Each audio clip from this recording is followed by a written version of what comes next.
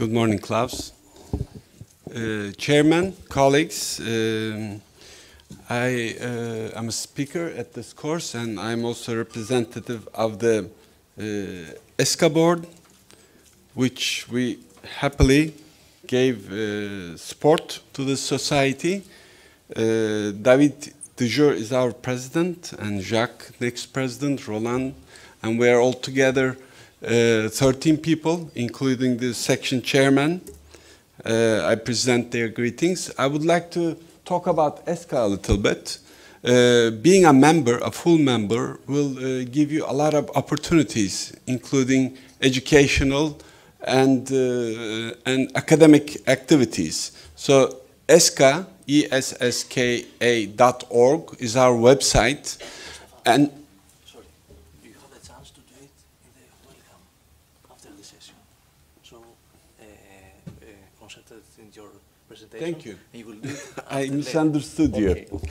He asked me to talk about ESCA, so it's later. So I ask you to be a part of ESCA. Can we go on with the next talk? I apologize, Chairman. I misunderstood.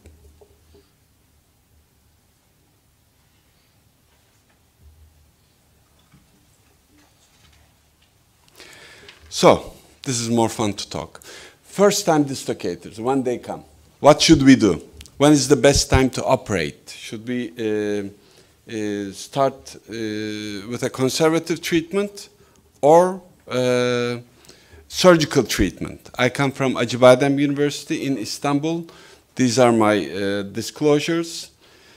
Shoulder dislocation is the most frequent large joint dislocation. Main cause is traumatic. Traditionally, we reduce it, immobilize it in a safe position, and then we go on with physical therapy to recover shoulder range of motion and strength. Instance of recurrent instability is 14 to 100%. And it's it's too much, almost up to 100% in some studies, less than 20 years, like Alex just mentioned. And when you look into it, it's not that much talked age, but when you look into the literature, it's very clear that age is a very important factor. Above 50 years old, it's even very less. And with the non-operative treatment, is not benign. In a study by Hovelius with 25-year follow-up, the 72% redislocation in ages between 12 and 22, 56% between 23 and 29 years of age, and 27 in patients older than 30 years. And so the patients between 12 and 22 years, 38% required surgical stabilization. By the classical study by Kiviluoto, immobilization for 3 weeks is recommended for the conservative treatment. But now the period and position is controversial. The Hovelius, in another study, showed that with multiple arthropathy developed in patients in 25 years. There are more in patients with multiple dislocation compared to those with a single episode. So not only the quality of life, but degenerative arthritis develops with these patients. And this was shown by other studies as well.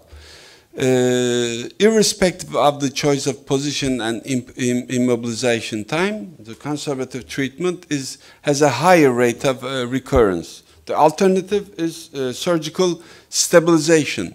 With early stabilization, we will provide lower risk of recurrence in the young athletic population, and progressive soft tissue and bony damage will be prevented, and quality of life will be promoted, will be better. And the factors that affect outcome after an initial episode is age, pathology that comes with the dislocation, and level of activity. Numerous studies about the age that I just took some of them here, and I gave them by their names and title. But why more in the young? Because the young ones, the adolescents and the young people are uncontrollable, and they cannot have a good decision-making process. So they have unconstrained activities. They do not fear of the outcomes. And also there may be some histological differences. The profile of collagen in their capsule and other tissues may be different. Collagen type 3 with elastic properties in tendons and ligaments were shown in an earlier study. So labral lesion, as I pointed out with the arrow, is the typical injury pattern. Labrum that is connected to the inferior glenohumeral ligament is the most important passive stabilizer of the shoulder in the during abduction. It prevents humeral translation. The labrum creates a socket deepening effect, and the Bankart lesion, as you see here, this now is the posterior, but I transferred this, so this is what I want to show you. This is the anterior Bankart, the typical Bankart that we see. If conservatively treated, the labrum heals in a non-anatomic position. So not all dislocation pathologies are the same. In a study by Baker, the 6 shoulders didn't even have any labral lesion because they were capsular laxity. 11 shoulders had partial labral detachments. In the third group, there were capsular tears and labrum detachments. So we have to understand which is the one that we will go conservative and surgical. So on the left is a simple labrum injury, but on the right is a recurrent dislocated shoulder that we have a bony erosion, capsular laxity. There's even not even a labrum there, so it has gone into plastic deformation. We may have the Bankart lesion is pretty common, and then we may have a bony Bankart, and then these are the additional pathologies that we will see: Alpsa lesion, Hagel lesion, and Glad lesion. So with the Taylor and Artioris study, they said that 97% have Bankart lesion and 89 have an Hill-Sachs lesion, which is on the humeral side. So the humeral, the bone stability is important, but they may be individually or both of them may be there. And the glenoid part, the glenoid provides the arc length in order for the humeral head to stay in. And with the added curvature and the labrum, the humeral head is forced to stay in the humerus, in the glenoid. And on the humeral side, there are various reports, the degree of dislocation, but it's also important.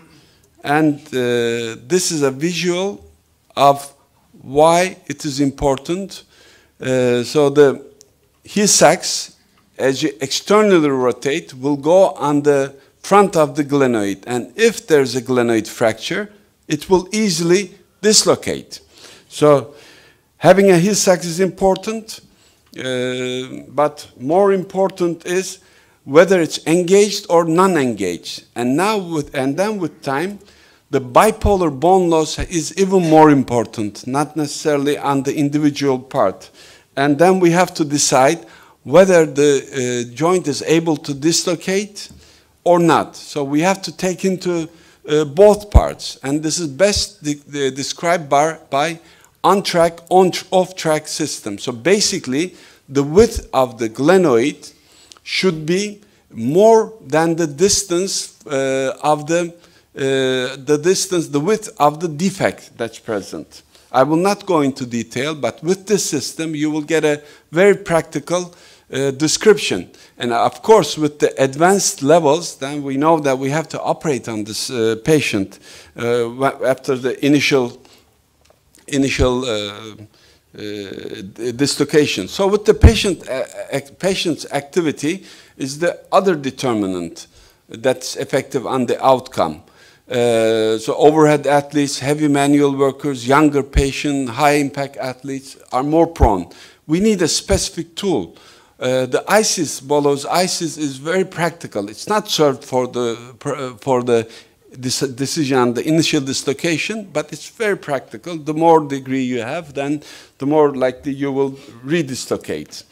This would be something best if we could discover something to understand who will redislocate his or her shoulder. We need to predict recurrent instability. So predicted variables in this study was age, bony Bankart, immobilization status, dominance of affected shoulder, and fear of re-injury. These patients did not dislocate as much as those who do not fear. So the case for early surgical treatment is high recurrence, risk of osteoarthritis. We need to operate. And the cons are technically demanding, potential complications. After the first dislocation, sequentially with every episode, it gets worse and worse. First, the anterior hinges detached, then irreversible plastic deformation, and then after the third dislocation, point of no return comes. So these are various studies that are in favor of surgery, and there are risks to surgical stabilization that we have to be careful of, and delaying the surgery influences the outcome. The results of surgery is better once they are done earlier. So my recommendation and my conclusion as a physician, orthopedic surgeon, I will give with this example. 22 years old male, active basketball player, traumatic dominant shoulder dislocation, did not choose surgery at first. So this is his images. He has a Bankart lesion plus simple Hill-Sachs lesion, less than 10%. So it is on track. So the width of the glenoid, the red is bigger than the blue. So this will not, this is an on-track lesion. So 10 months later, he comes with second dislocation, and this is the situation. In addition to an original Hill-Sachs, he now has a cartilage lesion, and the humeral defect, and which is we will measure for the whether it's on track, off track, is lengthened. So this is not good for a 22-year-old. We don't want to see that. And now with this round-shaped defect, it's off track. It has become off track. Well, thank you for listening, and we hope to see you in Milano in May and in April in the Turkish Shoulder Society Congress. Thank you.